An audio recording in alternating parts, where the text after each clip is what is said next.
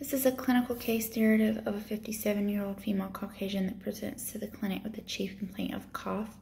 She states she has a cough for the last 2 weeks. She reports that her cough has gotten worse over the last 3 days with production of yellow-green mucus.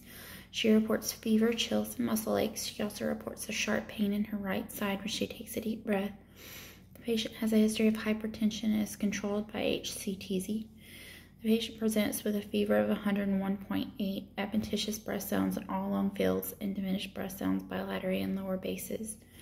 Her respiratory rate is slightly increased to 26 breaths per minute, but she's non-labored. She has right anterior chest wall tenderness, right middle and lower lung fields are positive for agophony and bronchophony. Her CBCD, CMP liver panel, and TSH were drawn, and an chest X-ray was obtained. CBCs are elevated to 15 and a neutrophil count of 17.4. All other labs were normal. There was consolidation on the right, middle, and lower lobes on the chest X-ray. Their diagnosis of community-acquired pneumonia.